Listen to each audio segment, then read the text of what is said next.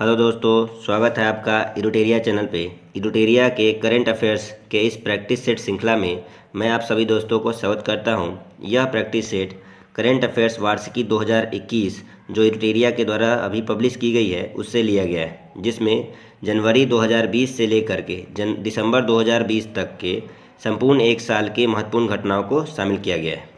यह पुस्तक BPSC, PCS, NTPC, BRSI, bank and other SSC के जो एग्ज़ाम्स होते हैं उसके लिए काफ़ी महत्वपूर्ण है। यह पुस्तक आपके आसपास के दुकानों एवं फ्लिपकार्ट दोनों जगह उपलब्ध है। तो चलिए आइए प्रैक्टिस सेट श्रृंखला 5 को सॉल्व करते हैं। इससे पहले 4 सेट आपको प्रोवाइड किया जा चुका है और आज हम 5वें सेट को देखते हैं। पहले क्वेश्चन की तरफ बढ़ते हैं। पहला क्वेश्चन है, नवंबर 2020 में भारत ने ओडिशा तट पर QRSAM मिसाइल प्रणाली का परीक्षण किया। QRSAM में Q का अर्थ क्या है? तो नवंबर 2020 में DRDO के द्वारा उड़ीसा के तट पर QRSAM मिसाइल प्रणाली का परीक्षण किया गया। QRSAM का फुल फॉर्म है quick reaction surface to air missile. तो यहाँ पे Q का मीनिंग पूछा जा रहा है, तो उसका आंसर होगा ऑप्शन नंबर डी। आगे बढ़ते हैं।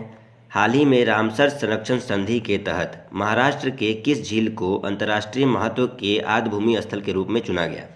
तो आपको बता दूं कि रामसर संरक्षण संधि वर्ष 1971 में ईरान में आयोजित की गई थी। इसके तहत उन आर्द्रभूमियों को संरक्षण प्रदान करना शामिल था जो कि अंतर्राष्ट्रीय महत्व का है।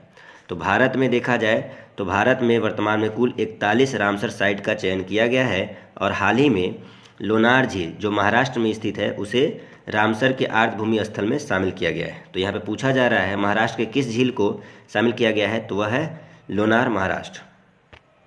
आगे बढ़ते हैं। क्वेश्चन नंबर 3, नवंबर 2020 में सौमित्र चटर्जी का निधन हो गया। यह किस क्षेत्र के प्रसिद्ध व्यक्ति थे?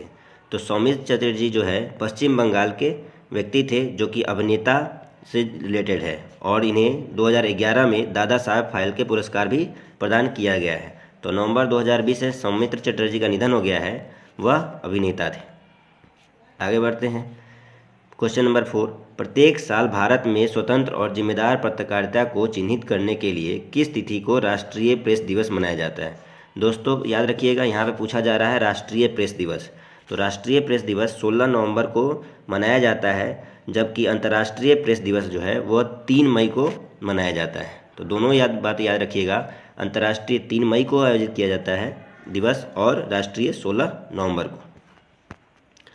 अगला प्रश्न है, नवंबर 2020 में रामसर स्थलों की सूची में शामिल कीथम झील किस राज्य में स्थित है? दोस्तों नवंबर 2020 में रामसर स्थलों की सूची में 2 जगहों को शामिल किया गया था। एक था कीथम झील जो कि उत्तर प्रदेश में है और दूसरा जो है वो लोनार झील महाराष्ट्र में है। थोड़ी देर पहले मैंने आपको लोनार झील के बारे में बताया था कि लोनार झील महाराष्ट्र में है और कीथम झील जिसे सूर्यधार झील कहते हैं यह उत्तर प्रदेश में स्थित है।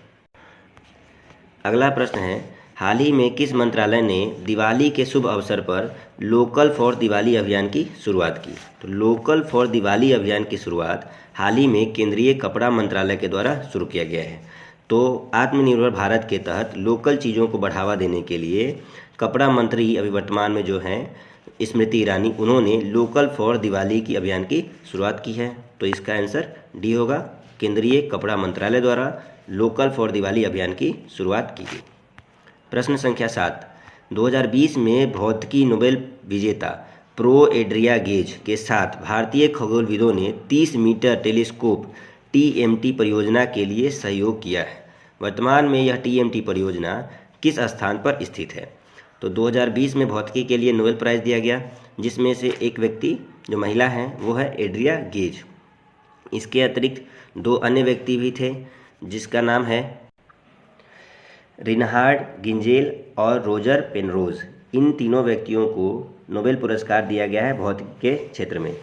तो उसी तरीके से इसी में TMT के परियोजना के लिए भारतीय खगोलविदों ने 30 मीटर टेलीस्कोप के लिए समझौता किया है और यह हवाई में स्थित है। तो ऑप्शन नंबर बी, यह हवाई में स्थित है। हवाई जो है नॉर्थ अमेरिका का एक हवाई द्वीप समूह है जिसकी राजधानी होनोलुलु है। आप याद रखिएगा, हवाई की राजधानी होनोलुलु है। प्रश्न संख्या 8 पे आते हैं। नवंबर 2020 में भारतीय विदेश सचिव हर्षवर्धन श्रृंगाल मालदीव की यात्रा के दौरान भारत और मालदीव के बीच में कितने समझौते किए? तो हर्षवर्धन श्रृंगाल नवंबर 2020 में मालदीव की यात्रा पर गए, जहां उन्होंने मालदीव के साथ कुल 4 अंतर्राष्ट्रीय समझौते किए हैं। आगे बढ़ते हैं। हाल ही में नवनिर्मित भारत ऑस्ट्रेलिया जल केंद्र AIWC नेतृत्व के लिए किस भारतीय संस्थान का चयन किया गया है? तो हाल ही में नवनिर्मित भारत ऑस्ट्रेलिया जल केंद्र AIWC नेतृत्व के लिए IIT गुवाहाटी का चयन किया गया है। अगला प्रश्न है, नवंबर 2020 में दुनिया का पहला 6G प्रयोग करने वाला उपग्रह लॉन्च करने वाला देश कौन बना है? तो दुनिया का पहला 6G प्रयोग उपग्रह लॉन्च करने वाला देश हाल ही में चीन बना है, जिसे अर्जेंटीना की कंपनी सेंटेलेजिक के द्वारा निर्मित किया गया है। तो यह उपग्रह जो है अर्जेंटीना की कंपनी सेंटेलेजिक के द्वारा निर्मित किया गया है और यह चीन के द्वारा भेजा गया है। तो यह चीन ने इस उपग्रह को लॉन्च किया है। आगे बढ़ते हैं। रेलवे द्वारा किस शहर में कचरे से ऊर्जा उत्पादन के लिए देश के पहले सरकारी संयंत्र की स्थापना की गई है? तो रेलवे ने कचरे को ऊर्जा में परिवर्तित करने के लिए, रेलवे में आप जानते होंगे कि प्रतिदिन यात्रियों के आवागमन से कचरे काफ़ी उत्पन्न होते हैं, तो उसके निपटारे के लिए रेल मंत्रालय के द्वारा भुवनेश्वर में एक सरकारी संयंत्र स्थापित किया गया है, जहाँ पे कचरे से ऊर्जा का उत्पादन किया जाएगा। भुवनेश्वर, जो कि आप जानते होंगे उड़ीसा की राजधानी है। आगे बढ़ते हैं। T20 क्रिकेट में 500 विकेट लेने वाले पहले गेंदबाज कौन बने हैं? तो T20 क्रिकेट में 500 विकेट लेने वाले जो क्रिकेटर बने हैं वो है Dwayne Bravo. Dwayne Bravo West Indies के ऑलराउंडर क्रिकेट खिलाड़ी है। तो 500 विकेट लेने वाले पहले ऐसे खिलाड़ी बन गए हैं T20 में, वह हैं ड्वेन ब्रावो। प्रश्न संख्या 13, भारतीय सेना में पहली महिला एडवोकेट जज कौन बनी है? तो भारतीय सेना में पहली महिला एडवोकेट जज बनी है लेफ्टिनेंट कर्नल ज्योति शर्मा। तो लेफ्टिनेंट कर्नल ज्योति शर्मा भारतीय सेना में पहली महिला एडवोकेट जज है। ये काफ़ी इंपॉर्टेंट है दोस्तों, ये VVI समझिए, इसको याद रखिएगा कि पहली महिला एडवोकेट जज भारतीय सेना में बनी है लेफ्टिनेंट कर्नल ज्योति शर्मा। प्रश्न संख्या 14, हाल ही में किस तूफान ने अमेरिका के लुसियाना और टेक्सास राज्यों में भारी तबाही मचाई? तो अमेरिका में एक तूफान आया जिसने लुसियाना और टेक्सास में भारी तबाही मचाई। उस तूफान का नाम है लॉरा। तो ऑप्शन सी लॉरा, जिसने कि लुसियाना और टेक्सास में काफ़ी तबाही मचाई। और हाल ही में अमेरिका में 2 और तूफान आया है, एक का नाम है लोटा और दूसरे का नाम है एटा। तो ये नाम भी आप याद रखिएगा दोस्तों, लोटा और एटा तूफान हाल ही में अमेरिका में आया। प्रश्न संख्या 15, 9वें अंतर्राष्ट्रीय बाल फिल्म महोत्सव का आयोजन कहाँ किया गया? तो 9वें अंतर्राष्ट्रीय बाल फिल्म महोत्सव का आयोजन पश्चिम बंगाल की राजधानी कोलकाता में किया गया है। यह 19 से 26 जनवरी 2020 को आयोजित किया गया था, जिसमें 45 देशों के लगभग 250 से अधिक फिल्मों को दिखाया गया। तो याद रखिए, पश्चिम बंगाल में अंतर्राष्ट्रीय बाल फिल्म महोत्सव 2020 का आयोजन किया गया पश्चिम बंगाल की राजधानी कोलकाता में। अगला है 29वें सरस्वती सम्मान 2020 से प्रसिद्ध लेखक वासुदेव मोही को सम्मानित किया गया। यह किस भाषा के लेखक है? तो पहले तो आप ये याद रखिएगा कि सरस्वती सम्मान 2020 किस व्यक्ति को दिया गया, तो उनका नाम है वासुदेव मोही। वासुदेव मोही को सिंधी भाषा के लिए यह सम्मान दिया गया है। तो सिंधी भाषा में उनकी जो कृति रही वह थी चेकबुक। तो चेकबुक पुस्तक के लिए दिया गया है वासुदेव मोही को सरस्वती सम्मान 2020, और वह सिंधी भाषा के लेखक हैं। तो सरस्वती सम्मान की शुरुआत वर्ष 1991 में की गई थी, ये भी याद रखिएगा। और यह के बिरला फाउंडेशन के द्वारा दिया जाता है और इसमें कुल 15 लाख की राशि दी जाती है। तो 2020 में 29वां सरस्वती सम्मान दिया गया, जो वासुदेव मोही को सिंधी भाषा में उनकी पुस्तक चेकबुक के लिए दिया गया। आगे बढ़ते हैं। ऑस्ट्रेलिया ओपन 2020 के पुरुष एकल खिताब सर्बिया के नोवाक जोकोविच ने किसे हराकर जीता?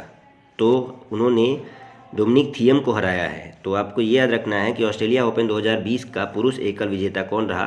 तो नोवाक जोकोविच, जो कि सर्बिया देश के हैं। ये सबसे पहले आप याद रखिएगा। और इन्होंने किसको हराया है? तो डोमिनिक थियम, ऑस्ट्रिया के डोमिनिक थियम को पराजित कर उन्होंने ऑस्ट्रेलिया ओपन का खिताब जीत लिया है। और डोमिनिक थियम के बारे में आप याद रखिएगा कि डोमिनिक थियम ने US ओपन 2020 का खिताब जीत लिया है। तो US ओपन जीता है डोमिनिक थियम ने, जो कि ऑस्ट्रिया के है, और ऑस्ट्रेलिया ओपन 2020 का खिताब सर्बिया के नोवाक जोकोविच ने जीता है डोमिनिक थियम को हराकर। प्रश्न संख्या 18, हाल ही में पेटा इंडिया ने पर्सन ऑफ द ईयर के रूप में किसे चुना है?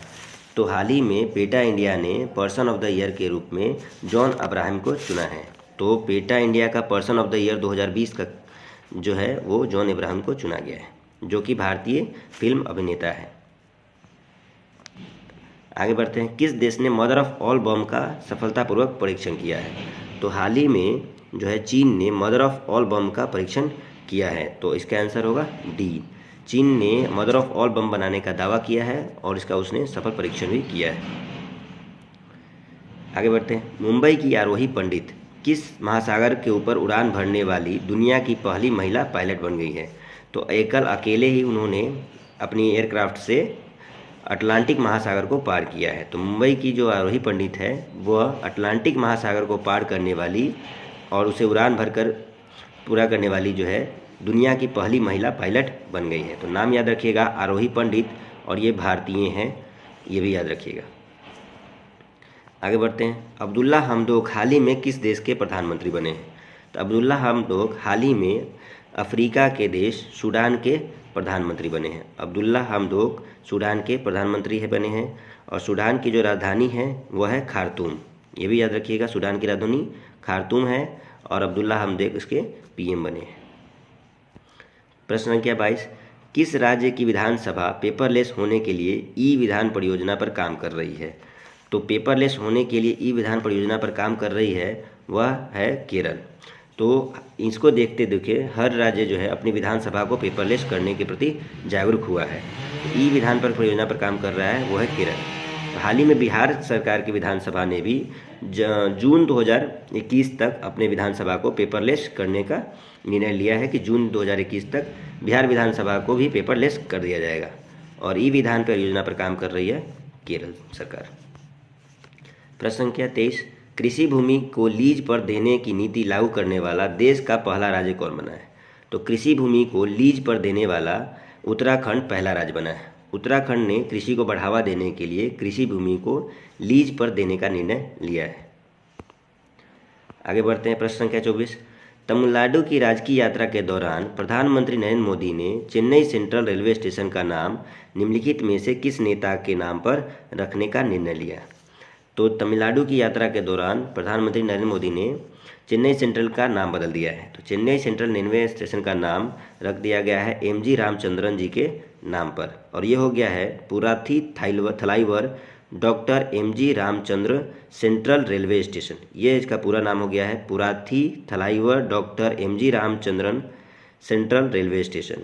तो इनके नाम पर याद रखिएगा दोस्तों, एमजी रामचंद्रन के नाम पर रखा है। अगला प्रश्न है, भारत सरकार ने किस भारतीय एयरलाइंस की 100% हिस्सेदारी को बेचने का निर्णय लिया है? तो भारत सरकार ने हाल ही में भारतीय एयरलाइंस की एयर इंडिया कंपनी जो घाटे में चल रही थी उससे निपटने के लिए उसकी हिस्सेदारी को बेचने का निर्णय लिया है और उसकी पूरी की पूरी हिस्सेदारी 100% को बेचने का निर्णय लिया है। तो भारत सरकार ने एयर इंडिया की जो विमान कंपनी है एयर इंडिया उसे बेचने का निर्णय लिया है और इसके जो वर्तमान में चेयरमैन है वह राजीव बंसल है। तो आप याद रखिएगा 100% हिस्सेदारी बेचने का निर्णय भारत सरकार ने एयर इंडिया का लिया है हाल ही में। क्वेश्चन नंबर 26 देखते हैं, विश्व बैंक के आंकड़ों के अनुसार विदेशों से संप्रेषित धन प्राप्ति में भारत का स्थान क्या है? तो विदेशों से धन संप्रेषण के मामले में भारत विश्व में प्रथम स्थान पर बना हुआ है। तो विश्व बैंक के आंकड़ों के अनुसार विदेशों से संप्रेषित धन के मामले में भारत विश्व में प्रथम स्थान पर मौजूद है। आगे बढ़ते हैं, भारतीय भूवैज्ञानिक सर्वेक्षण के अनुसार किस राज्य में ग्रेफाइट सर्वाधिक भंडार है? तो किस राज्य में ग्रेफाइट का सर्वाधिक भंडार है? तो वह राज्य है अरुणाचल प्रदेश। हाल ही में सर्वेक्षण किया गया और यह पाया गया कि ग्रेफाइट का भंडार अरुणाचल प्रदेश में सर्वाधिक है। भारतीय रिजर्व बैंक के द्वारा हाल ही में 20 रुपये का नोट जारी किया गया जिसके पीछे किसका चित्रण किया गया है? तो 20 रुपये का हाल ही में नया नोट भारतीय रिजर्व बैंक के द्वारा जारी किया गया जिसके पीछे एलोरा की गुफा का चित्रण किया गया है। 200 रुपये का नोट जारी किया गया जिसके पीछे सांची का स्तूप है। 100 रुपये का नोट जारी किया गया जिसके पीछे रानी का बाव है और 50 रुपये का जारी किया गया जिसके पीछे हम्पी का चित्र बना हुआ है। तो ये भी याद रखिएगा, 200 रुपये के पीछे सांची, 100 रुपये के पीछे रानी की बाव और 50 रुपये के पीछे हम्पी का चित्रण है, वहीं 20 रुपये के नोट के पीछे एलोरा की गुफा का चित्रण किया गया है। आगे बढ़ते हैं। इंद्र नेवी नौसैनिक अभ्यास किस देश के साथ करता है? तो भारत जो है इंद्र नेवी नौसैनिक जो अभ्यास है वो रूस के साथ करता है। तो सितंबर 2020 में भारत ने इंद्र नेवी नौसेना अभ्यास रूस के साथ बे ऑफ बंगाल में किया। याद रखिएगा, रूस के साथ भारत ने इंद्र नेवी नौसेना अभ्यास का आयोजन बे ऑफ बंगाल में किया। अगला है science and applied research alliance and support सार्स केंद्र की स्थापना किस मंत्रालय के अंतर्गत की गई थी? सारस जो केंद्र की स्थापना जो है वो हाल ही में विज्ञान एवं प्रौद्योगिकी मंत्रालय के द्वारा किया गया है। आप फुल फॉर्म से ही समझ गए होंगे, science and applied research alliance and support सारस केंद्र की स्थापना विज्ञान एवं प्रौद्योगिकी मंत्रालय के द्वारा किया गया है। अगला प्रश्न है जंगली जानवरों की प्रवासी प्रजातियों पर सम्मेलन CMS COP13 का आयोजन कहाँ किया जाएगा?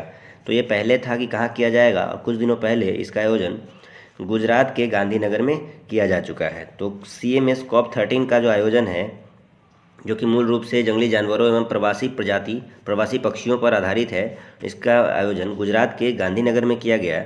और इस आयोजन में जो शुभंकर चुना गया था वो ग्रेट इंडियन बस्टर्ड को, जिसे गिबी कहा जाता है, उसे चुना गया था। तो आप याद रखिएगा, CMS के COP13 जो प्रवासी प्रजातियों एवं प्रवासी पक्षियों पर आधारित है वह गुजरात के गांधीनगर में आयोजित किया गया था।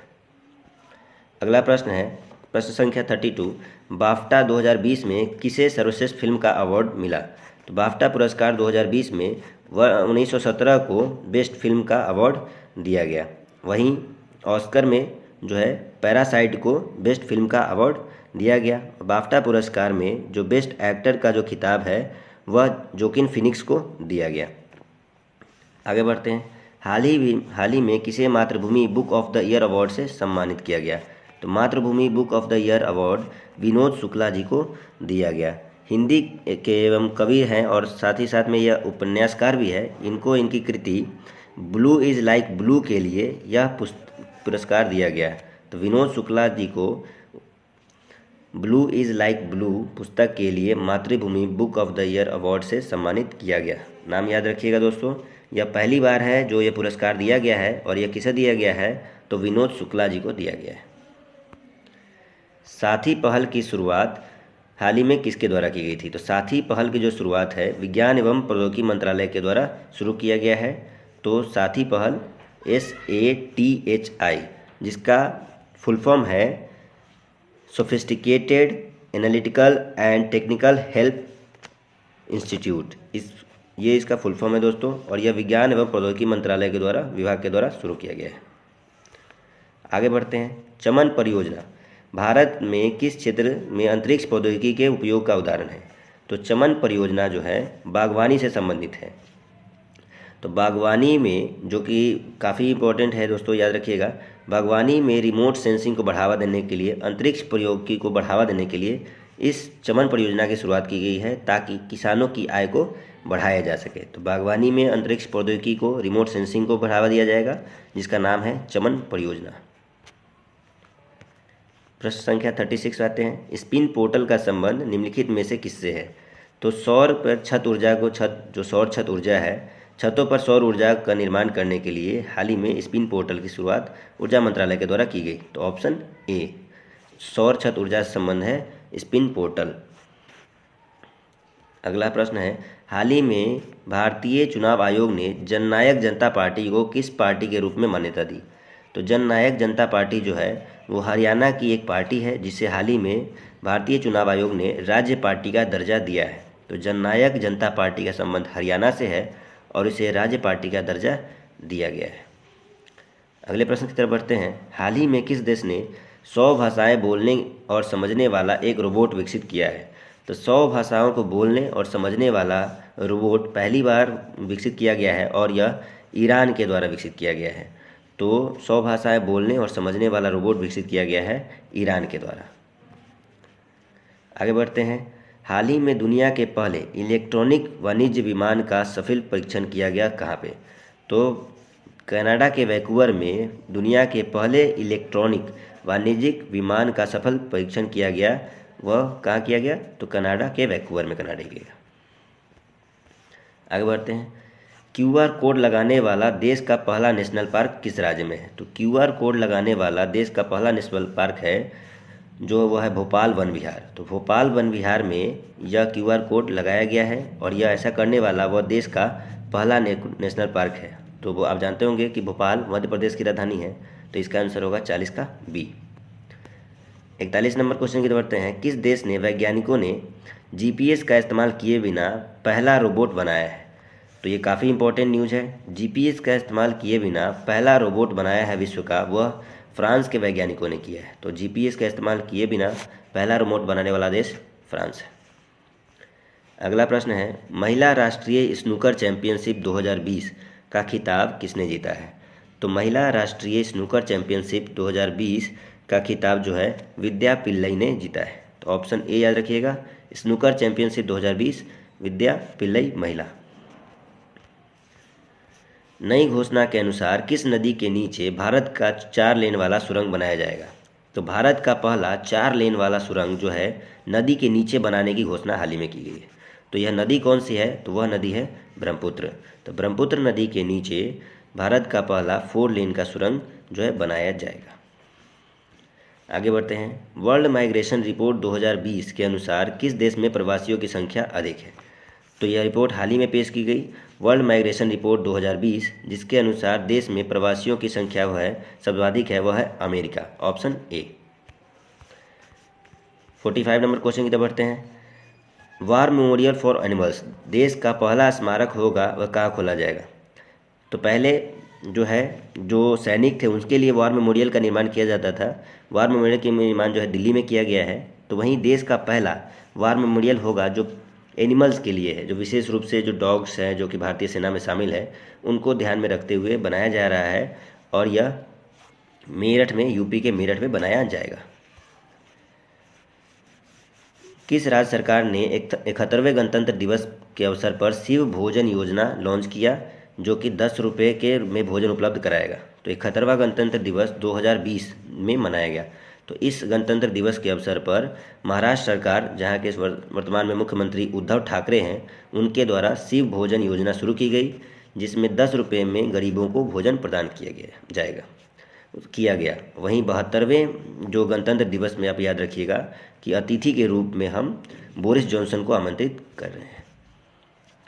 अगला है, निम्नलिखित में से किसने coffee table book Bapu the unforgettable launch किया है? तो coffee table book Bapu the unforgettable जो है वह मनीष सिसोदिया, जो वर्तमान में दिल्ली के शिक्षा मंत्री है, उनके द्वारा यह शुरू किया गया, लॉन्च किया गया, जिसका नाम है बापू द अनफॉरगेटेबल। प्रश्न संख्या 48, विष्णु शिवराज पांडियन ने हाल ही में किस खेल में भारत के लिए स्वर्ण पदक जीता? तो पांडियन जी ने हाल ही में, जिनका पूरा नाम है विष्णु शिवराज पांडियन, उन्होंने शूटिंग खेल में हाल ही में भारत के लिए एक स्वर्ण पदक जीता है। अगला प्रश्न है, हाल ही में 5 अक्टूबर को विश्व शिक्षक दिवस 2020 मनाया गया, जिसका थीम था। तो 5 अक्टूबर को विश्व शिक्षक दिवस 2020 मनाया गया और इसका थीम था टीचर्स लीडिंग इन क्राइसिस री इमेजिनिंग द फ्यूचर। तो इस थीम के साथ 5 अक्टूबर को विश्व शिक्षक दिवस मनाया गया। आपको मालूम होगा कि राष्ट्रीय शिक्षक दिवस जो है वह 5 सितंबर को मनाया जाता है, जबकि विश्व शिक्षक दिवस 5 अक्टूबर को मनाया जाता है। लास्ट प्रश्न है हमारा, भारत के किस राज्य में दुनिया का सबसे लंबा हाईवे अटल टनल, जिसे समुद्र तल से 10,000 फीट की ऊंचाई पर बनाया गया है, वह किस राज्य में स्थित है? तो दुनिया का सबसे लंबा हाईवे टनल जिसका नाम है अटल टनल, एक्चुअली यह रोहतांग टनल है, जिसका नाम अटल बिहारी वाजपेयी जी के नाम पर अटल टनल रखा गया है। यह 10,000 फीट की ऊंचाई पर स्थित है और यह हिमाचल प्रदेश में स्थित है।